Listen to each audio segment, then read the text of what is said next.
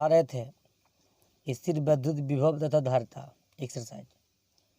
उस एक्सरसाइज में हमने पिछले वीडियो में पढ़ा आवेशों के निकाय के कारण विभव। उसके बाद मैंने पढ़ा विद्युत द्विध्रुव के कारण विभव। लेकिन आज के हम वीडियो में पढ़ेंगे, दो टॉपिक पर बात करेंगे। पहला टॉपिक का नाम है विद्युत क्षेत्र तथा विभव में संबंध। दूसरा टॉपिक का नाम है आवेशों के निकाय की स्थिति ऊर्जा। तो विद्युत क्षेत्र और विभव में संबंध जानने के पहले हम कुछ बेसिक पॉइंट जानेंगे। जैसे एक फार्मूला पढ़े होंगे आप लोग, W बराबर होता है एफ डी कॉस थीटा। ये एफ डी कॉस थीटा ये बोल सकते हैं, एफ एस कॉस थीटा ये बोल सकते हैं, कोई दिक्कत नहीं है। W बराबर होता है कार्य बराबर बल गुना विस्थापन, या W बराबर एफ डी कॉस थीटा। एक हम जानते हैं, पढ़े होंगे, V बराबर होता है W बटा क्यू विभव की परिभाषा से, या एक होता है W बराबर वी क्यू। इसी को हम लोग लिखते हैं तिर्यक गुना करें, कार्ड निकाल देते हैं, वी क्यू हो जाता है। एक तीसरा कंसेप्ट जानेंगे हम लोग, vector A dot vector B बराबर होता है ए बी कॉस थीटा। ये सब कंसेप्ट आपको जानना होगा। एक पढ़े होंगे एफ बराबर फार्मूला होता है क्यू ई विद्युत क्षेत्र की तीव्रता से, ई बराबर होता है एफ बटा क्यू। तो हम लोग जब तिर्यक गुना करते हैं तो हो जाता है एफ बराबर क्यू ई। ये सब आप लोग को बेसिक पॉइंट जानना है, तब आप लोग को विद्युत क्षेत्र तथा विभव में संबंध, यानी इसका एक फार्मूला सिद्ध करके लाना है, ई बराबर minus D V by D R. ये फार्मूला हम लोग सिद्ध करके लाएंगे। इसे हम लोग इस प्रकार से लिख सकते हैं, डी वी बराबर माइनस सी इंटू डी आर, तिर्यक गुना करके। चलते हैं, वीडियो को शुरू करते हैं। इसमें लिखा है, पहला टॉपिक है आप लोग का विद्युत क्षेत्र तथा विभव में संबंध। हम देख रहे हैं विद्युत क्षेत्र तथा विभव में संबंध में क्या देखते हैं, हम एक बिंदु आवेश देखते हैं प्लस क्यू है, जो बिंदु ओ पर स्थित है। एक बिंदु आवेश आपका ए क्यू नॉट है, जो बिंदु ए पर स्थित है। एक बिंदु ओ पर स्थित है, एक बिंदु ए पर स्थित है। इस आवेश को हम लोग बोलते हैं स्रोत आवेश। जानते हैं स्रोत आवेश धनात्मक और ऋणात्मक दोनों होता है। इसको हम लोग बोलते हैं परीक्षण आवेश, या जब भी होता है धनात्मक होता है परीक्षण आवेश। परीक्षण आवेश विद्युत क्षेत्र को पता लगाता है। तो बिंदु ओ और बिंदु ए के जो बीच की दूरी है, एक पूर्ण दूरी आप लोग का डी है, सॉरी आर है। तो हम लोग देखते हैं प्लस क्यू के कारण विद्युत क्षेत्र आपको उत्पन्न हो रहा है बाहर की ओर। तो विद्युत क्षेत्र बाहर की ओर उत्पन्न हो रहा है, तो अनंत पर बिंदु है, अनंत पर बिंदु ए है। ये बिंदु ए से हम लोग विद्युत क्षेत्र के विपरीत दिशा में ए से बी तक अल्प विस्थापन उत्पन्न करने के बाद, यानी कि बिंदु ए से बिंदु बी तक के आवेश को लाने में कार्य डी डब्ल्यू करना पड़ता है। तो जो भी कुछ यहाँ पर लिखा है वही कंसेप्ट यहाँ पर लिखेंगे। यहाँ लिखेंगे हम लोग बिंदु ओ पर एक प्लस क्यू चार्ज है, एक बिंदु ए पर क्यू नॉट चार्ज है। क्यू नॉट चार्ज परीक्षण आवेश है, और क्यू जो देख रहे हैं स्रोत आवेश है। जब हम अनंत पर स्थित बिंदु ए से परीक्षण आवेश को बिंदु बी तक लाते हैं विद्युत क्षेत्र के विपरीत दिशा में, तो उसके द्वारा किया गया कार्य है जो डब्ल्यू डी डब्ल्यू होता है। यही कंसेप्ट को यहाँ पर लिखा गया है। बिंदु ओ पर प्लस क्यू आवेश स्थित है और ए पर परीक्षण आवेश क्यू नॉट स्थित है।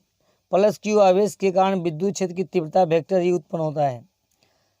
तो लिख चलते हैं, चूंकि परीक्षण आवेश क्यू को, परीक्षण आवेश यहाँ लिख देंगे, परीक्षण आवेश क्यू नॉट को बिंदु ए से बी तक लाने में किया गया अल्प कार्य, यानी ए से बी तक लाएंगे तो अल्प कार्य डी डब्ल्यू कार्य करना पड़ेगा। जब यहाँ तक हम लोग लाएंगे तो संपूर्ण कार्य हम लोग डब्ल्यू करना पड़ता है। तो अल्प कार्य हम लोग डी डब्ल्यू देखते हैं। तो हम लोग जानते हैं, जब बिंदु ए से बिंदु बी पर तक हम परीक्षण आवेश को जब लाते हैं, तो विद्युत क्षेत्र के विपरीत दिशा में एक विरोधी बल कार्य करता है। वो आपका बल होता है वेक्टर एफ। तो ये वेक्टर एफ हो गया, और विस्थापन आप लोग का डी आर हो जाता है। तो दोनों के अदिश गुणनफल, यानी कि vector F dot D are के गुणनफल को कार्य कहते हैं। तो हम लोग कर रहे हैं, जो आप लोग को प्रतिकर्षण बल लगता है, प्रतिकर्षण बल का मतलब यह भी आपका पॉजिटिव चार्ज है, यह स्रोत आवेश भी पॉजिटिव चार्ज है। तो दोनों के बीच प्रतिकर्षण बल कार्य करता है। तो प्रतिकर्षण बल और विस्थापन डी आर के गुणनफल को हम लोग कार्य कहते हैं, यानी अदिश गुणनफल को।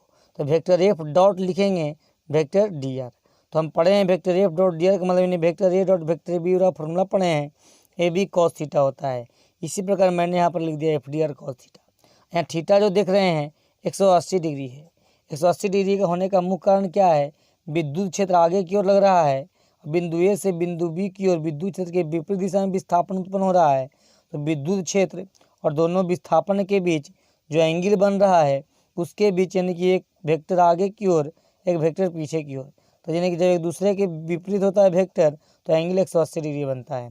तो 180 डिग्री लिख दिए। तो कॉस थीटा का मान 180 डिग्री है और चूँकि हम जानते हैं कॉस 180 का मान आपका -1 होता है, तो यहाँ लिख दिया गया कॉस 180 का मान कितना, -1। तो जब हम लोग प्लस इंटू माइनस करते हैं तो ये माइनस आ जाता है, -f इंटू क्या हो गया डी आर, एक डी डब्ल्यू आपको निकल जाता है।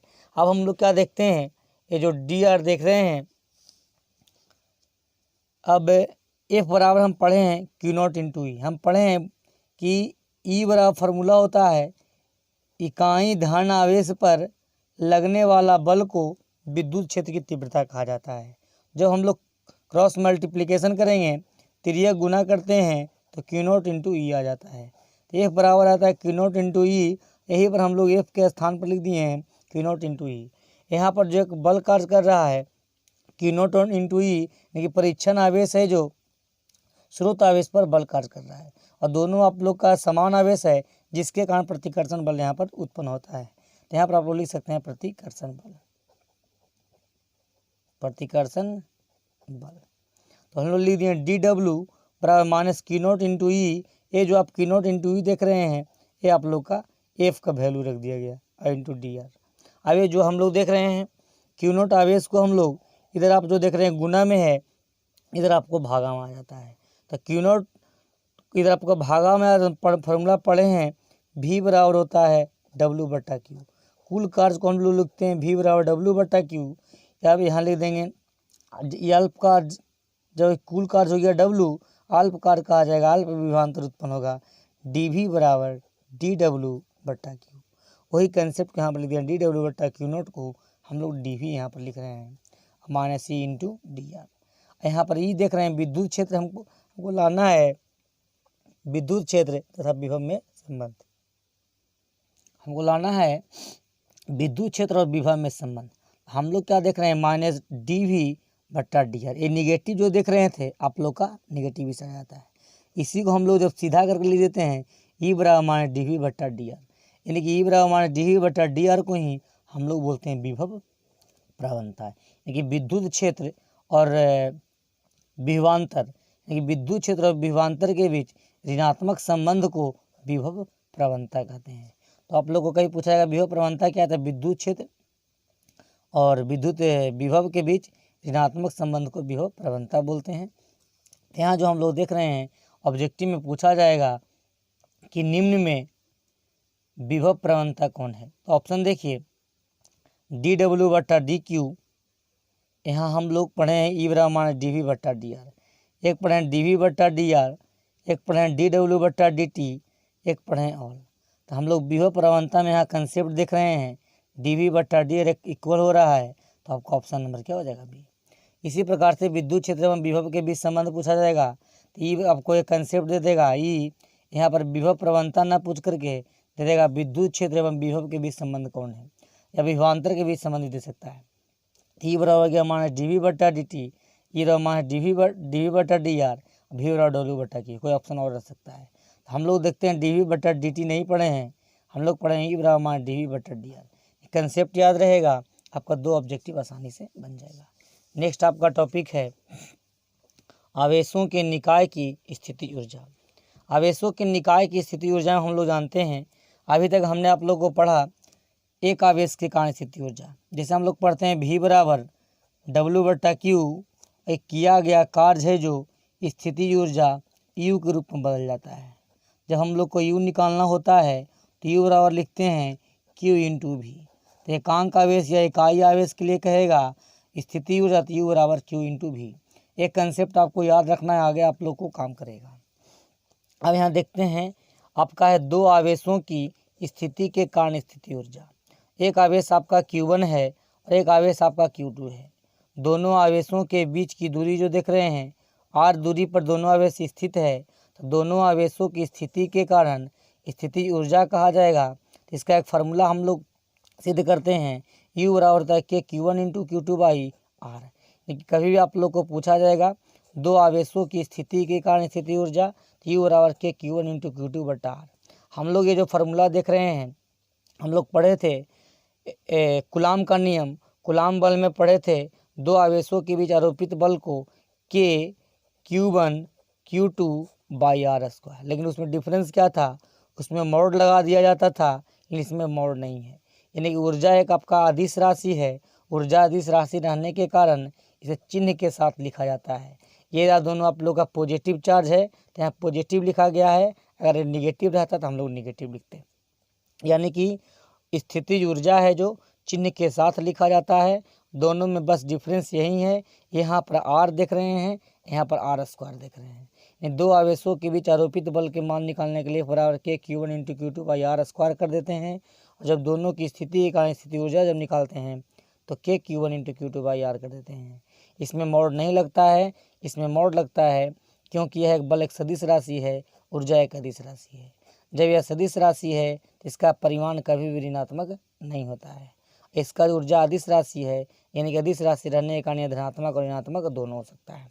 तो कभी आप लोग से ऑब्जेक्टिव में पूछा जाएगा दो आवेशों की स्थिति के कारण स्थिति ऊर्जा, तो U बराबर के Q1 into Q2 by are. अब हम लोग चलते हैं दो से जब अधिक आवेश आ जाएगा, जैसे यहाँ देखते हैं लिखा हुआ है तीन आवेशों की स्थिति के कारण स्थिति ऊर्जा। तो जैसे आप देखिए Q1 आवेश हो गया, एक Q2 आवेश हो गया, एक Q3 आवेश हो गया। Q1 आवेश और Q2 आवेश है जो R12 दूरी पर स्थित है। Q2 आवेश Q3 आवेश R23 दूरी पर स्थित है। Q1 आवेश Q3 आवेश R13 दूरी पर स्थित है।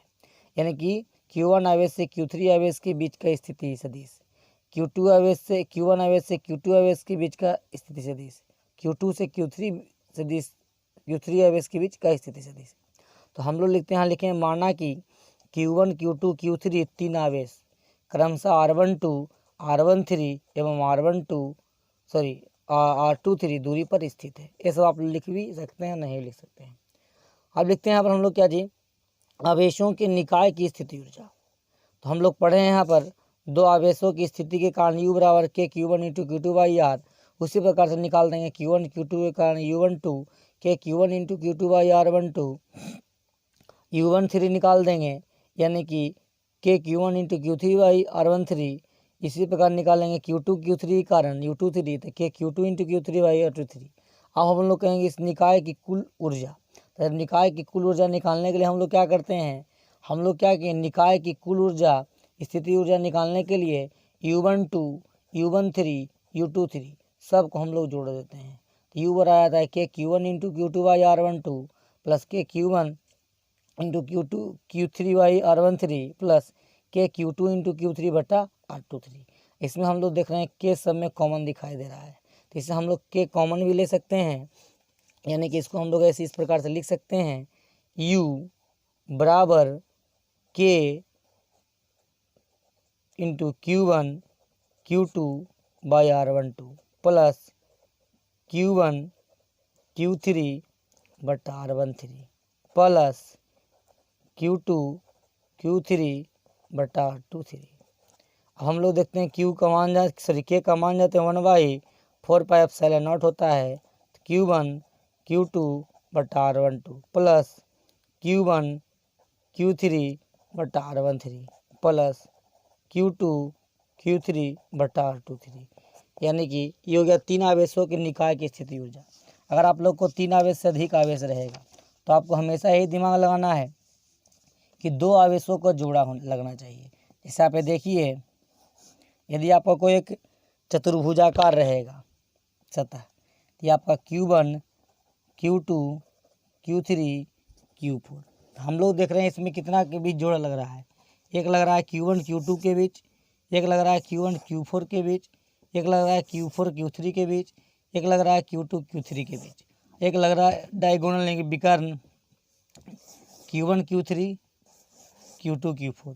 यानी कि इसको निकाय की कुल ऊर्जा कहा जाएगा।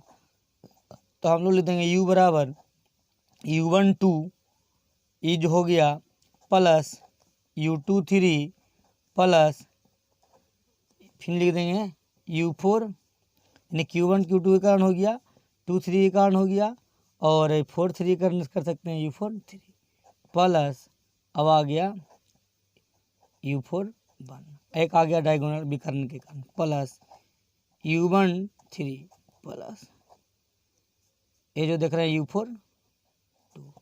देखिए इसके कारण निकाल लेंगे, दो बिंदु अब इसके कारण निकाल लेंगे, सबको जोड़ देंगे तो निकाय की कुल ऊर्जा निकल जाएगा। यानी कि निकाय की कुल ऊर्जा निकालने के लिए दो आवेशों के बीच पहले स्थित जोड़ा लगाएंगे, जोड़ा लगा करके हम लोग निकाय की कुल स्थिति ऊर्जा निकाल सकते हैं।